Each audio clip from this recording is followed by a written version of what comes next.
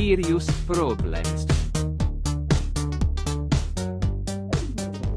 Give me, mate, what's your scariest problem? Oh, my scariest problem is I'm fucking old.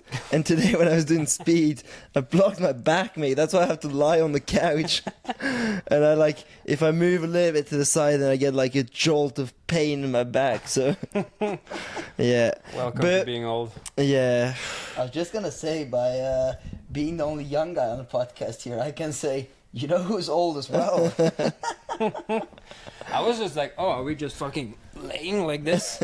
Doing a Casual. fucking chill podcast? Yeah. Yeah. Right, we've got actually an OG of the pod. First guest of the pod. First guest, second episode, I think. Second episode. Actually, the first guest was actually Seve de Campo on the first episode. Yeah, probably. Starring. Yeah. But first real guest, second episode. That's almost like what, 3 years? Yeah, it's gonna be 3 years ago now? 3 years ago, yeah. 3 years ago. But yeah. Gjøran Tefre. Thanks for having me. Great to be back. And Welcome back. I mean, a lot of things have happened since your second episode. I mean, we were sitting here in front of a computer, shouting into the computer. Now you guys have fucking microphones, you have cameras. Yeah. You've even remodeled your kitchen. Like, Yeah. things are going well. Yeah, we Things are have going like, well. we basically have an OnlyFans setup. Yeah. But for Yeah. recording podcast. It's also really good with the camera there because like we're so inexperienced still. And now we have like all these lights here, but it's actually super light outside.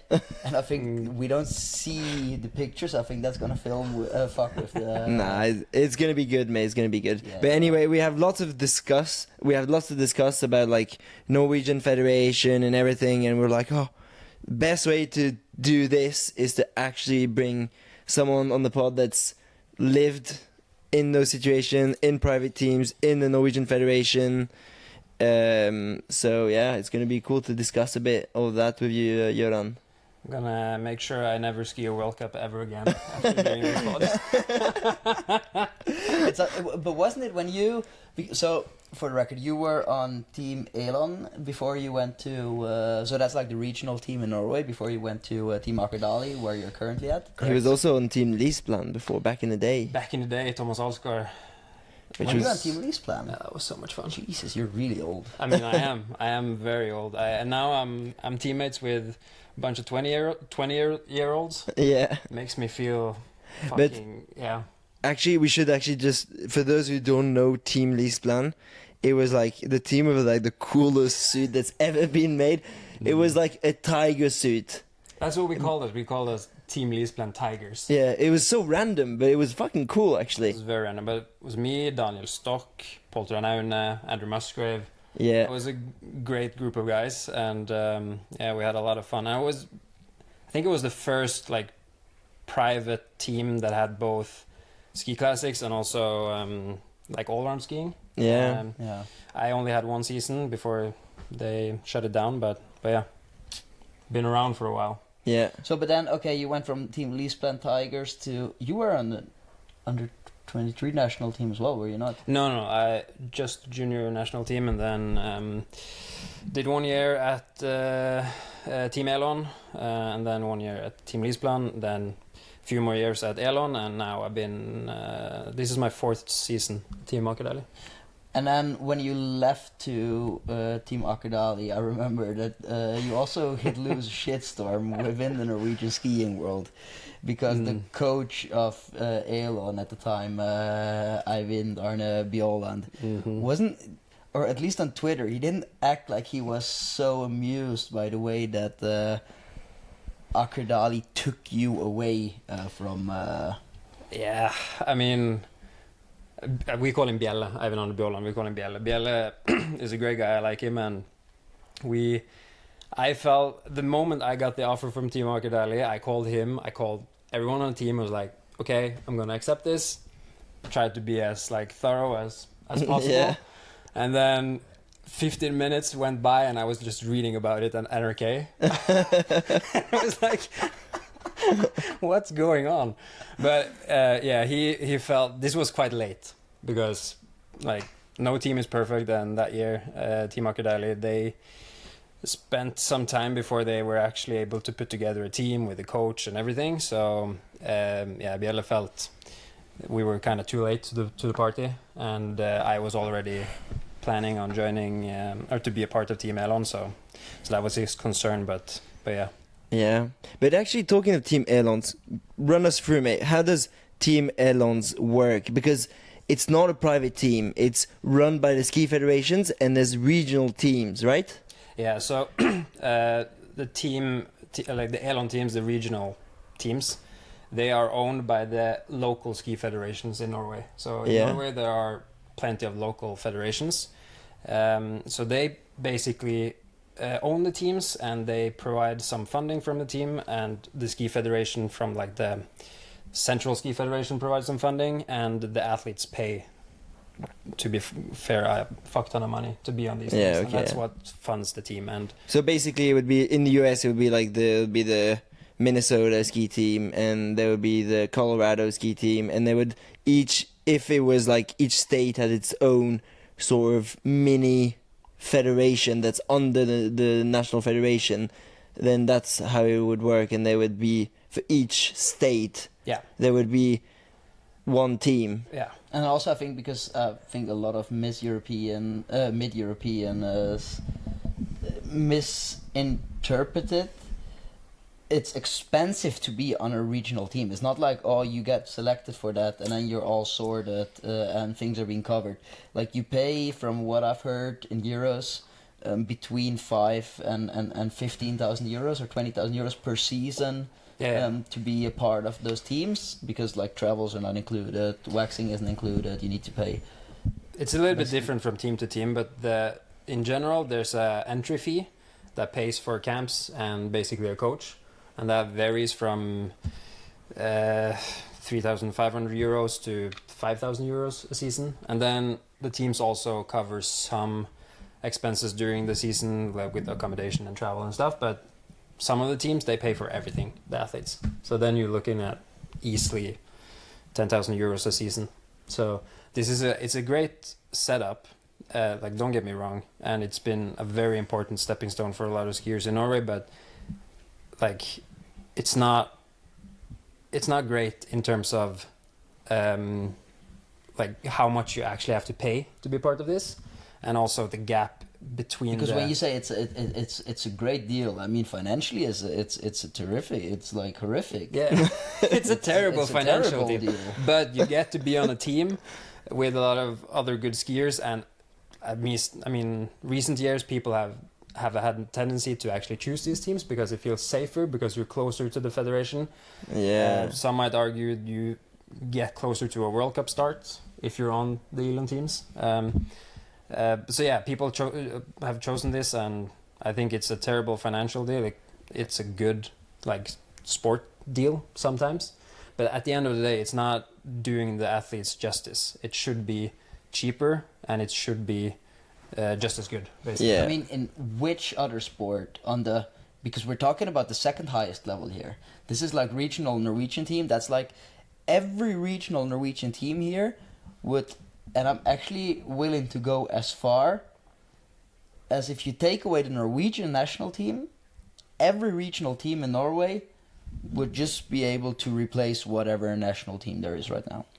Yeah, so if you look at yeah, that's actually quite true. I think it doesn't matter if it's maybe it actually doesn't matter. They could replace Team Elon Oslofjord could easily replace the French national team. They could easily replace the Italian national team. Or at least at least the mid tier ones would definitely. Yeah, but like how many great skiers are there on each of these national teams? You have like on Elon Oslofjord, you have maybe like 3 or 4. Well, yeah, tell that's me true. one national team with more than 3 or 4 great skiers. Yeah. So this is the point. So the level of the skiers doesn't reflect the general terms of the situation. So on the second level, you have to pay to be a part of your team to get a chance to compete. That's. But then there's Elon, which is a company that sells like electronics. I think I had never heard of Elon before. Me neither. But for real, it's a good deal for them. Like, I think a lot of people know what Elon is, but I think they're out now. They're out. Yeah, they've lost the Elon deal, so it's Yeah. not. So now there's actually no main sponsor anymore. Yeah, so I Also, okay, different question. Sorry, before and then you can go on. What do you have a main sponsor for when everybody still has to pay for all their own? Yeah, shit? that's what I was gonna ask actually. yeah. So I the numbers I have is they're probably outdated because it's been some years, but the ski federation basically sold their title sponsorship of all the regional teams to Elon, and they paid in to the federation and they paid some money to the Elon teams. So it's a way of like funding the teams. But as you guys point out, they're not funding the teams anymore. But that's a terrible deal for the for the regional teams, right? Because the money goes into the national team then, and then some of it is redistributed. But Yes, I don't know the percentage, but we have seen a decreasing.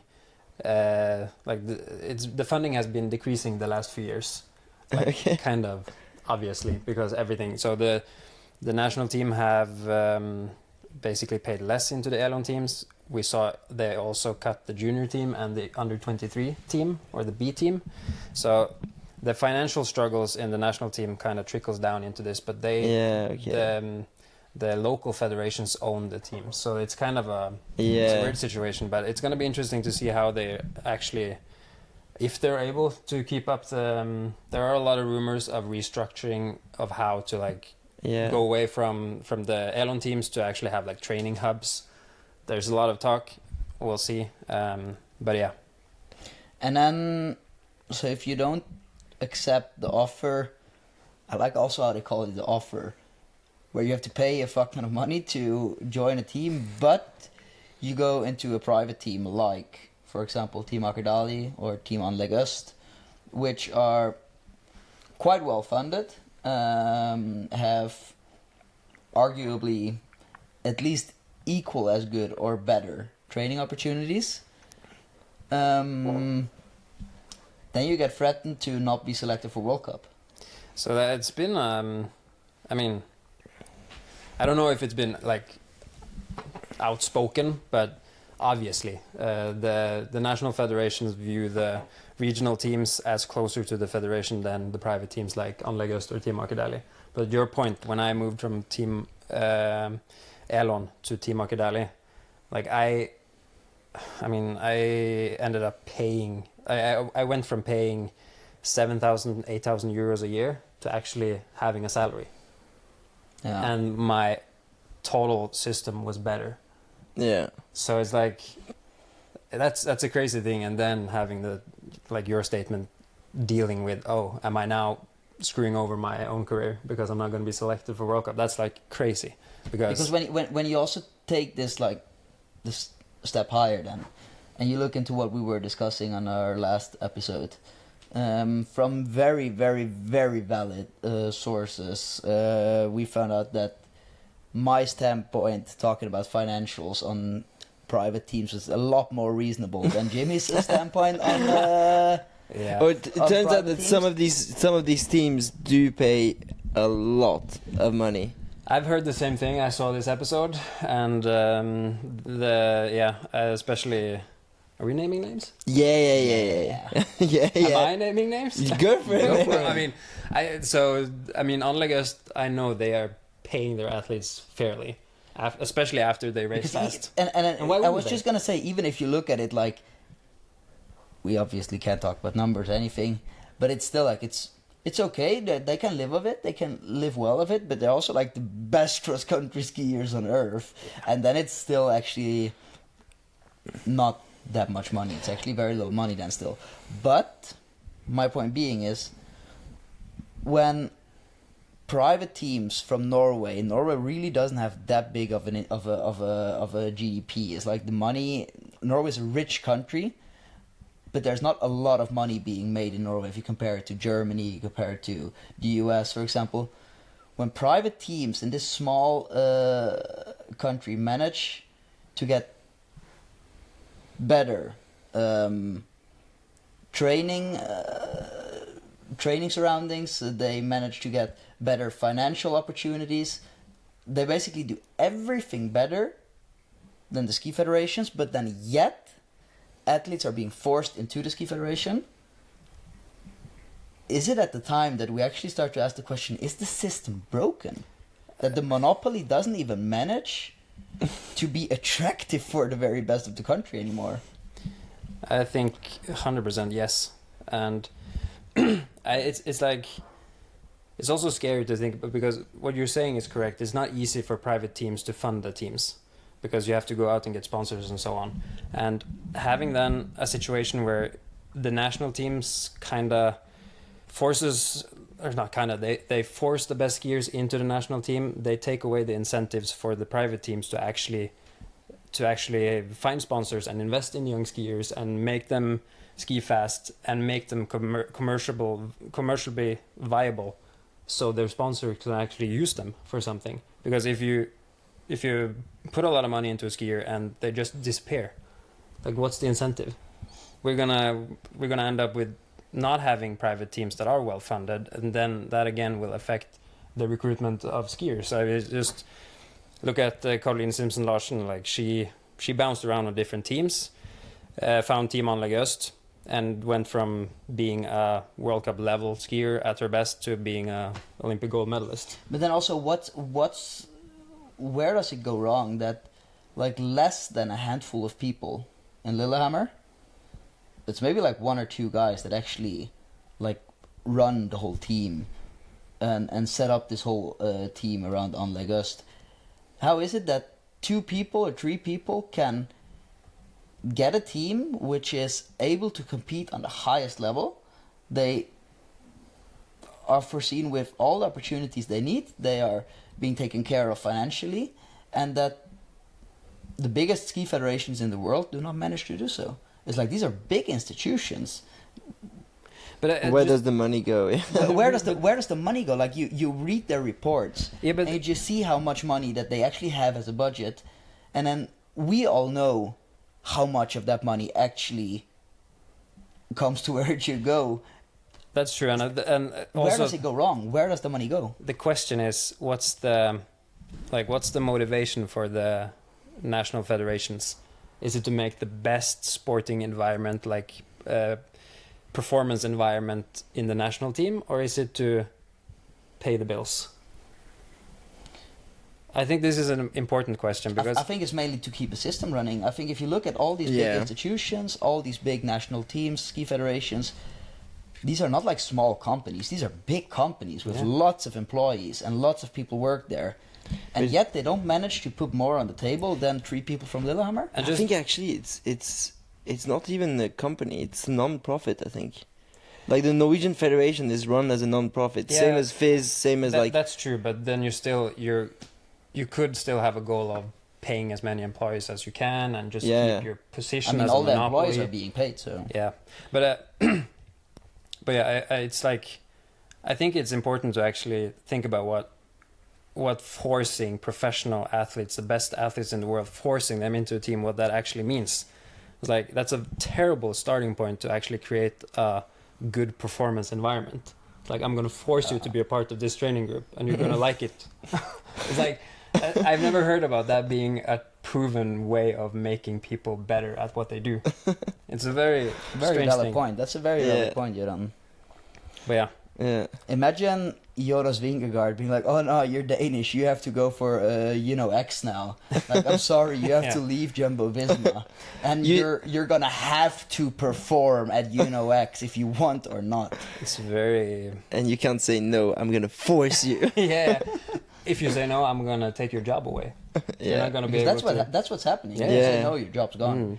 So it's like, it makes you ask the question, so what's the motivation? And then you could argue, it's like, okay, so you're not forcing them because we really believe we can make the best performance environment ever. We force them because the commercial rights of the athletes are the #1 important thing, and we need to maintain our monopoly and our position. And then it's easy to jump to the conclusion that, okay, so the human beings, they're not athletes, they're assets, and they're being used in a way to actually keep the status quo of a system that you asked. Maybe it's broken. Yeah, I think it's actually terrible sports governance. And I think lots of... we discussed this with Mika last time, And then afterwards, I was thinking like, wait, how is that even okay to do? Like, it's the worst sort of sports governments that you can do, and I cannot see FIS or the IOC thinking that's okay. Like, I think athletes should get together and speak up, because this is not how we should be treated, actually. Like, regardless of results or whatever, like, fuck, this is in any sort of private company, this would never happen. Even like, I don't know, the like how do they call it, the organization that looks after employees in Norway. How can they think this is okay? You're not technically, because technically you're not an employee. You're not an employee technically, but you're still like, you're not you can't be forced to do stuff like that. So like, if we go down this road, it's like, okay, so Caroline Simpson Larsen, she's like looking at the whole situation as, okay, I'm being forced into the national team. I don't want this. And then you look at Jan Thomas Jensen, who went into the national team last season, and he's been kicked out now after one season. And he left his system, went into national team, now he's out. yeah. And she's looking at him and is like, okay, I'm going to leave my system that worked for me. I have to go in there. I'm going to do everything I can not to like fall in the same trap. So you're creating an incentive that you tell the athletes, like, yeah, you have to take care of yourself. And they're also doing this by saying, yeah, you can train with your old team. You can basically do whatever. We just need your commercial rights. We need you as an athlete to be on the team so we can pay the bills. And that's like, it's crazy because it works. You know, look at Johannes and look at yeah, but apparently I read a bit about Johannes' deal that he got with the Ski Federation. It's the first time ever that he basically still owns most of his rights. I don't think that really has happened so much before. He's allowed to promote his own sponsors without promoting Ski Federation sponsors in a certain framework, of course. But that's the first time that this is happening, because they also knew that the second that Johannes is not going to be on the team, of course, that means now the system's really broken. But yeah, it's exactly like that. But what's the solution? I think in other countries it happens in a slightly different way. It's often as well that you're not in the national team, then you get put on the national team, and then they force a coach onto you. Exactly. And you have to use that coach. Because it's a very different situation, but at the end the athletes are victims, because they're forced onto a coach that doesn't necessarily work with them. I know, like, Victor Oliveira is a great example. He was when he was a few years after junior, he was on the national team 1 year, and then he bad season, boom, out of the national team. Then a great season on the national team, out of the national team again, and then great season again. And now he's in a good mood, and I think he's got a good coach in the national team. But like, it took like 2 times in and out to get to the good balance, and that's crazy. And what pisses me also off so much is you'll find very little sports, very few actually. Cycling's different. In cycling, if I sign a deal with UnoX, if I sign a deal with Visma Lease Bike or whatever team, doesn't really matter. It means, okay, I'm willing to give myself to that employer. That means there's like framework that I have to work in, there's coaches I have to work with, but I'm doing that myself. And if I don't like Visma Lease Bike, I just talk to different teams. There's always other solutions, always. And in cross-country skiing, in the whole FIS system, there's no other solution. So it's exactly like you say, you start to do well, you improve, you get the results, you are forced into a different environment, leave your old environment behind. Then if you succeed, the federations, they take all the credits for it. They're like, we have such a good system, everything's working so well. And if you don't succeed, if you get fucked, who takes responsibility? Nobody does. Nobody takes responsibility. It's like, yeah, ciao, you're not a good skier anymore. It means you're not earning money. There's no safety net that you can fall back at. You're just left on your own. And that's a good point. So if you compare it to the private teams, they could operate in different. I had a terrible season last year, but I'm still at Team Akadali, because as a private team you could work together with the team in different ways. It's not this like cut and dry, you're in or you're out kind of thing, and it's more long term, and you lose that freedom if you're in this loop of in and out. No, it's just terrible. But I don't see. I really don't see in whatever way in whatever world, a monopoly system like this will benefit anybody. Mika is but the becoming people- an economist. No, but it's, no, but it's a true. monopoly It's system. true. There's just like There's no incentives. there's some big institutions in every country, like some are bigger than others, and they rule the sports and they have their framework set out.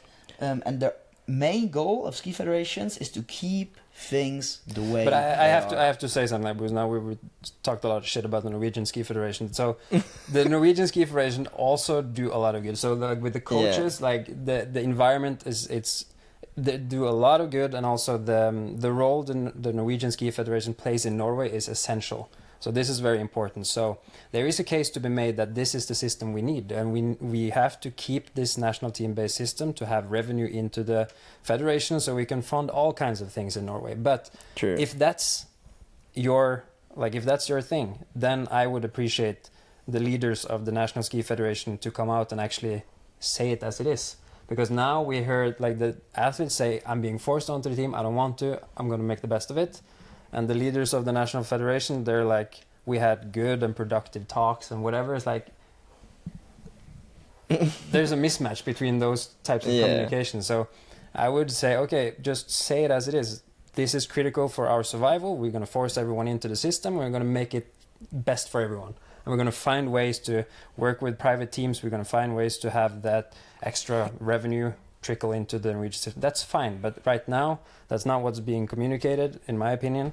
And I think it's going to hurt the private teams and it's going to hurt the athletes at the end if we don't actually try to fix the situation. And worst case, we can lose late boomers like Carolina. We can also lose generational talents like Lars Eggen, who skied fast this winter because he went from being on a junior national team that was closed, and now after 1 year at Team Akadali as a private team, he's in a great place. Yeah, that's true. But actually, continuing on that subject, ski classics, they have the athletes on their teams, they're paid. They pay like 20, 30, 40,000 euros a year. Yeah. Where is that money coming from? Because I think all these companies, they sponsor ski classics. They see the value there.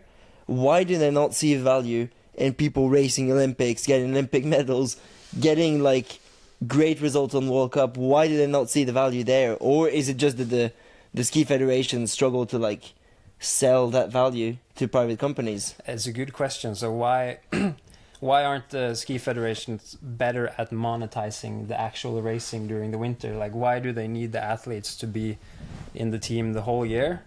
And why are the ski classics teams better at monetizing the athletes and also like selling a team in a better way? And it could be easy to argue it's because it's fully privatized. There's competition. There's movement between teams with athletes. There's a different way of doing things. Like ski classics is more of a team-based system. So your name, especially with radio communication, it's going to be a very team-based system. I know you hate it, but I think it's actually pretty cool. But yeah. Oh, no, I didn't say I hate it. I just don't think it makes it more. I don't think well, you get a more exciting race by using radios. I think it becomes less exciting. Maybe less, but I don't know. I think it's going to be. I think it's going to be an element that makes skiing more of a team sport, and I wouldn't hate to see that. I would love to see ski classics lean into the notion we need to build a really solid team to actually win. I think we've done that in Team Akadali, and I think it could be something that just basically makes the whole identity of the ski classics really come to life. Yeah, I think it makes it more predictable. And if you and then it's actually just going to come down to this again, who has the best team, which can be interesting. But cross country skiing is a small sport. But yeah, I'm not necessarily saying that skiing is going to get worse because of it. I just don't see how that's like the fix to all of our issues. But I went back to what we were also talking about, because I have a question, because you guys are like, you race for Great Britain. You're also a part of Team Akadali. Yeah. You're with the Austrian national team. You're not with a private team right now. But you could be. You couldn't be. So you're locked from signing with a private team. I can explain how the system works in like not only Austria but most mid-European countries. So there's government funded sports scholarships, sports stipends, which are being carried out through, as in my case, customs. So I'm employed at the customs services in Austria. No, but it's great. Where's the drugs? Yeah. But that is a great system. You definitely ensure to have lots of people being professional athletes and actually living off the sport. The other thing you're creating with that is that you give, because at the end of the day, ski federations are the ones deciding who's gonna be in these, who's gonna get these stipends. So therefore, you again give the ski federations power, and it's like, oh yeah, we actually have something that we could take away from you, Yeah. which they have. So I'm super thankful over the possibilities, especially with the customs, and it's great. Does it necessarily create super performance based approaches within athletes? I don't think so, because and I can also explain why I don't think so. The pay within all these, like, is it army, is it customs, is it police, you name it, there's like different countries, different institutions, that basically covers all of your living costs. You can pay food, you can pay rent, you'll never get rich of it, but that's not the incentive behind it. The incentive behind it is that you can be professional. Now, especially in sports in countries where the level isn't insanely high, aka cross-country skiing in Austria, I could be racing for place 25 to 30 in the OPA Cup, and when I'm assigned a spot at the customs, I still earn pretty much the same amount of money. When's the first time you actually start to earn money on World Cup? Top 20-ish? That's when you start to get prize money, also like sponsors, like you're being seen. Top 20-ish maybe? The first time you actually start to earn money is like 4 minutes faster on a 10K on average than where you start earning that amount of money. And the work you have to put in to become those 4 minutes faster is so much out of proportion there. It's like opposite of Norway. It is the exact, the sport systems in Middle Europe are the exact opposite of each other of Norway. But at the same time, Mika, like, okay, I get your point, but at the same time, like, you, me, anyone that really does this sports, they want to be good. You want to be good. It's not I've met it's a not because lot you of have athletes. it's not because you have money that you like, oh, I don't need to be good now. Like, fuck, if you compete It's about until the incentive. It's about the incentive. Are you I- willing to go like- the extra mile? Yeah, You would for be sure, for sure. surprised. You would be surprised about the amount of athletes. If you go to mid-Europe, and you know what? I'm going to take Austria as an example, because that's the system I know.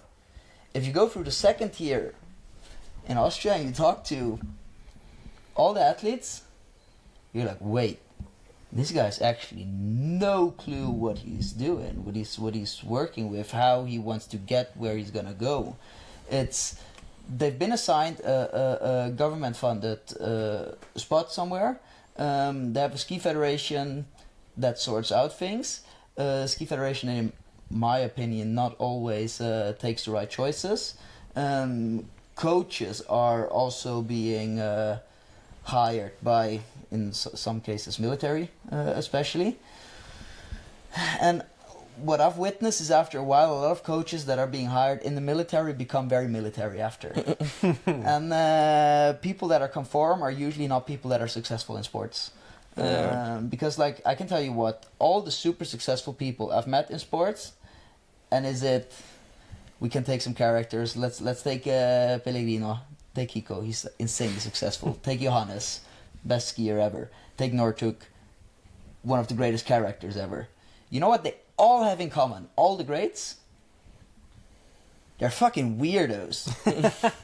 Like, they're fucking nutjacks. You're like, wow. You could have taken all three of us in that example, man.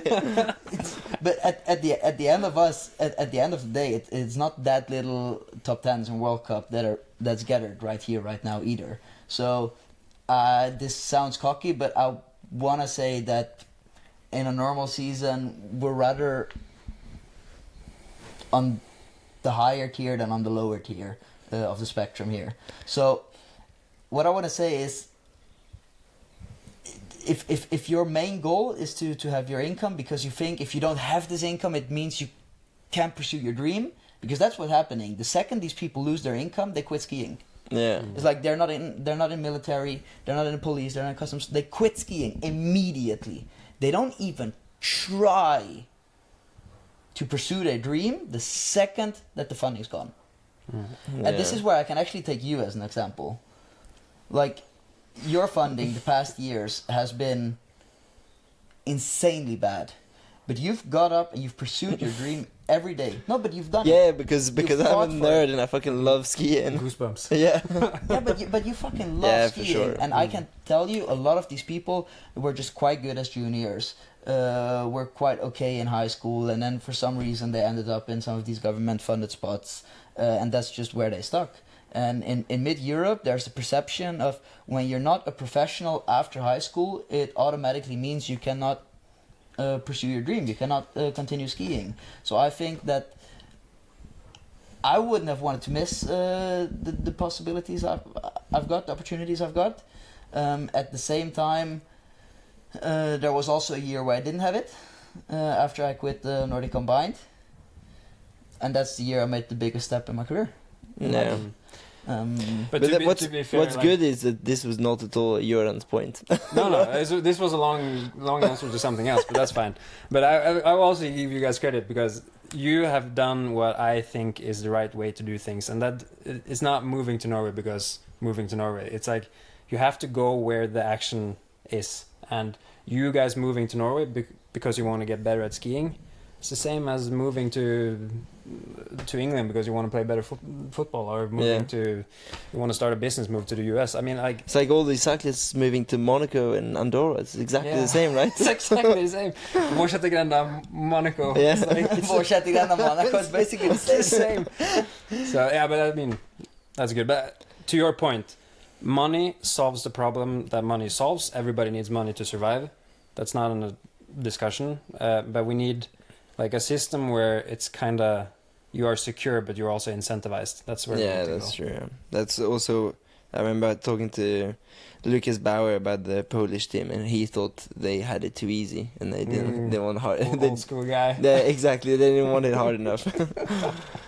But I tell you, lots of people, lots of super good talents, and maybe we can even talk about ourselves. If we look at Johannes, the best skier of all time, maybe we just don't want it enough.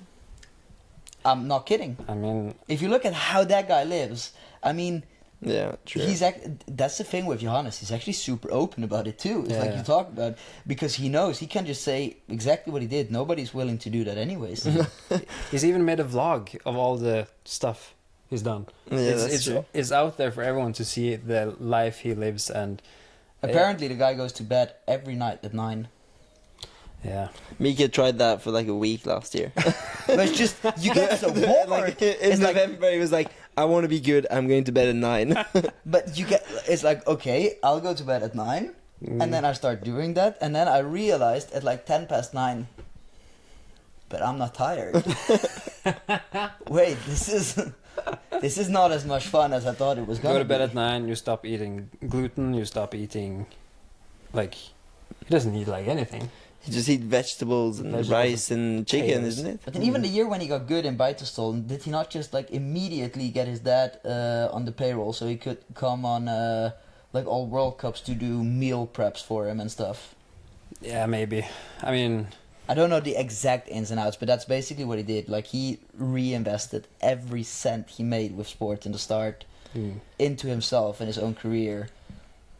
And look where he is at now. I mean, yeah. But going back to the point that Gjøran was going to make, so you were talking about people being on a national team, they're also on a private team. So British team, it's a bit more complicated than that. But like, we have had athletes that are on the national team and on a private team. Sophia Likely, she's on the US ski team, also part of Akadali. Katerina Yanatova, she's also on a national team and also kind of part of Akadali. So that system, that's my point. That works. Like a coexistence works, and especially in the US, they have very strong ties to their local clubs. If it's like in Alaska, Vermont, or whatever, but World Cup is national team controlled. So then you race for the national team, and I don't see the issue with that. And if the national team does a good job, they can monetize their athletes during the winter, and if the private teams do a good job, they can provide security and training and everything for the athletes, and everyone is happy. And that's my point with, because I know this thing kind of works well for you, right? Like you have a national team during winter, and we now have a good training setup in Lillehammer at least. The slight difference is that now, like, the Team Akadali is a sponsor of the British team. Yeah. So it's kind of like, okay, so there's sponsors from Team Akadali that kind of sponsor the British team. Whereas sometimes I think the problem with national teams is that if they have competing sponsors, then it can create a bit of problem. But the thing is, like, okay, I have a contract with the British team that I have to wear British team clothes on camps, and like I have to do this and this, and it's always on camps, on races, on like in the media for like this and this and this. But like when I'm in my free time, or like when I'm training, I don't have to. That's the thing. Yeah, So when you're in your free time, but I mean, when you're in your free time, you're not earning money anyways. No, but when I'm training, when time. I'm training, I mean, like, no, but yeah, but like, hey, when I go on vacation, I actually don't have to wear team clothes. Yay! No, but mate, come on, like if you had a, I don't know, let's say Austrian Federation sponsored by Adidas, and then you get a private sponsor by Nike for your free time and your training time at home. That shouldn't be a problem as long as you have a contract that clear. Definitely a problem, mate. In your case, but in my case, it wouldn't be a problem. And in lots of other cases, I think French team is the same. They super strict on everything that's team related, but as soon as it's not team related, you do what the fuck you want. But look at football players, or like soccer players, football, like whatever you call it. They have private deals on their own, they have club deals, and they have national team deals. Yeah. They juggle this. It's three different things. We should be able to do the same. Yeah, but for some reason in skiing, we're like, oh wait, like it's much different here. We can definitely not take successful sports as like a role model. No. We because everything that we do is different. And we have this great group of nations we talk to a few times a year. We ask Thailand what they feel we should do in Norway, and everything is great. Like this is perfect. It works. Yeah. Right. Maybe we should talk a bit less about politics. Okay. That is great. That's Okay. great. What's you must have trained so many different ways throughout the years. I know if you look apart, like you had a bit of a tough season, so now you're kind of building back up. But like prime Gjøran, what's your prime week of training setup? Like, what are the key things you think you need to do in a week to become a great skier? So it's easy to be like, I can identify the best period, like the best year, couple of best years where I had the best results, and to see where things kind of start to go wrong. So I had a pretty basic setup, like a couple of threshold a week, 20 plus hours basically every week. Last year at the Team Elon, then I moved to Team Akadali, had a few injuries, changed coach. I dropped the volume a bit. Yeah. Pushed the harder sessions a little bit harder, and like the effect was immediate, and I skied really, really fast and kept doing the same thing and got a little bit too greedy, and at some point it kind of went off a cliff. Yeah. So the moral of my story is it's really the boring stuff that kind of moves the needle and gets you where you want to go. So having intensity control, just making sure threshold sessions are actually threshold, and also just leaning into your strength as an athlete. I mean, it's easy to go out and find your own flaws and be like, I'm going to train like this guy, I'm going to train like this guy, I have to do this better. But if you're good at something, you just have to also lean into that and make sure when you do the thing you're good at, you're actually best at doing that. So that's like, I'm trying to get back there now. I lost myself for a couple of years, but when I had my best results, I really nailed the basics. Also gave myself a little bit more recovery, and yeah, really just felt everything come together. Goosebumps. You got goosebumps. Like a little bit, like you've been inspired. Actually, I don't have goosebumps right now because I changed coach again. I've done like several months now with actually like rehab. Yeah. I pulled the plug on my season because I was not working. I was just overtrained, feeling terrible. Now I'm working with Trond Nystad. You know him a little bit. He's been the coach for the national team in Norway and in Austria, right? Yeah. No, he's been national team coach in Austria and then in Norway, and then he was supposed to. Was he not national team coach in Austria? I'm not sure if his role was being the national team. I'm actually unsure. There's like so many different roles on the Austrian team. Yeah. I'm not entirely sure what his. Okay, but he was working occupation was. He was working at the Austrian team for a period. So now I'm more very much back to the basics. It's a little bit similar to what Emil Iversen has gone through the last few years working with Trond.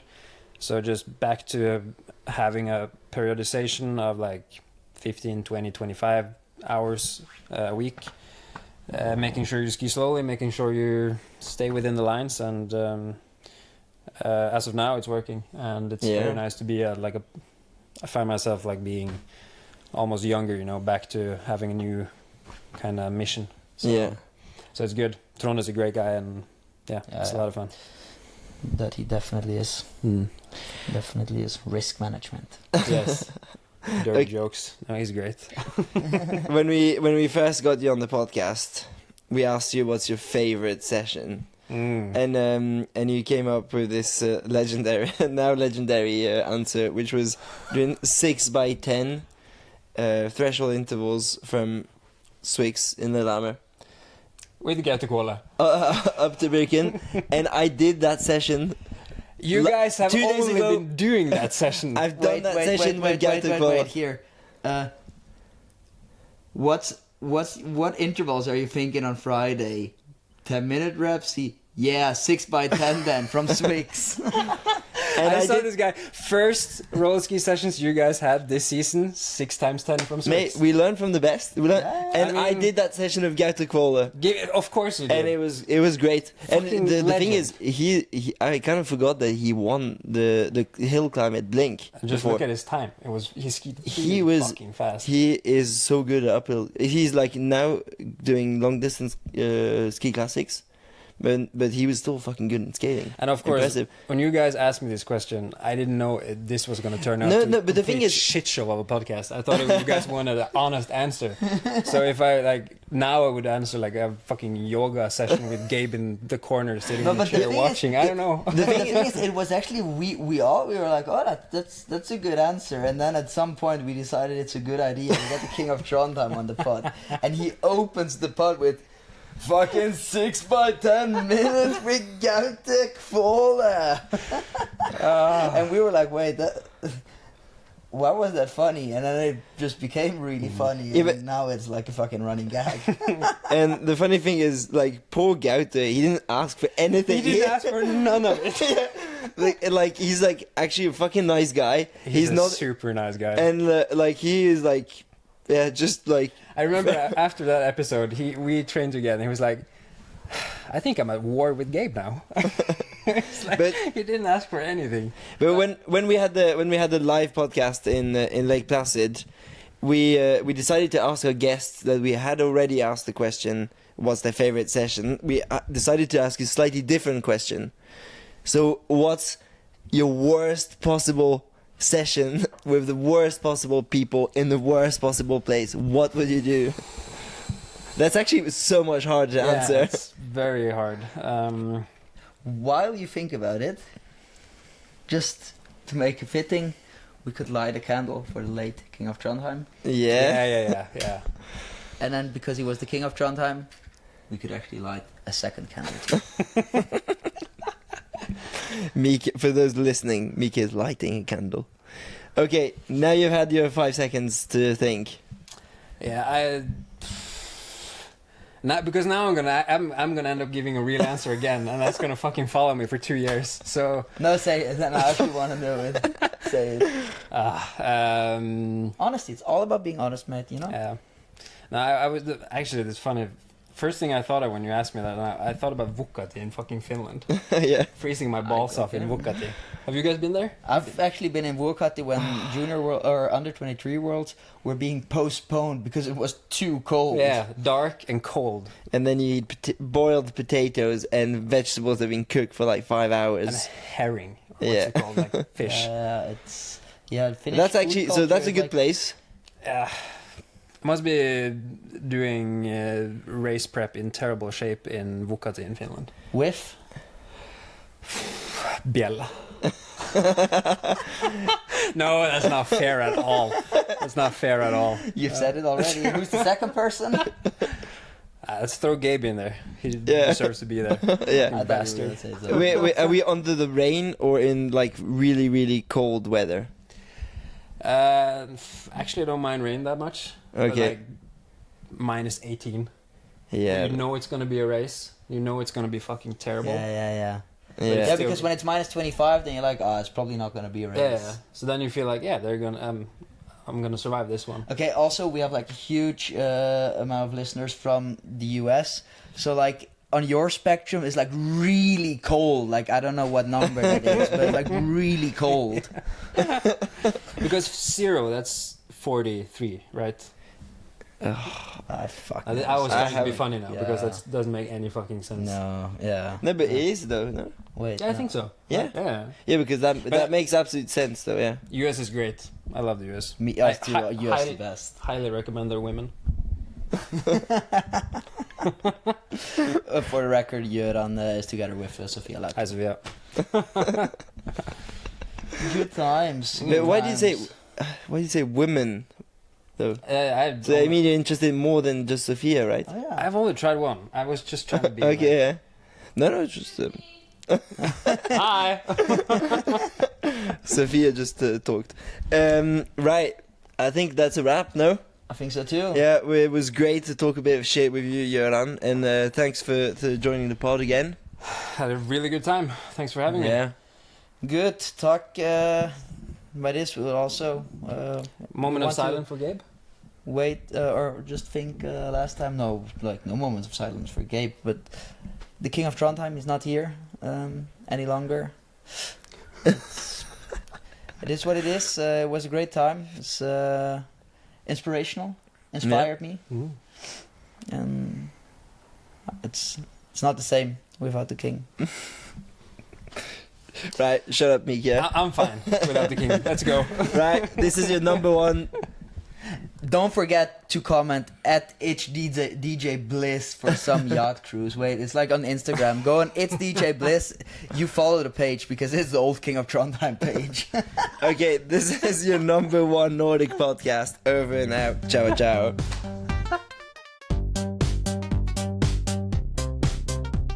Skirious Problems.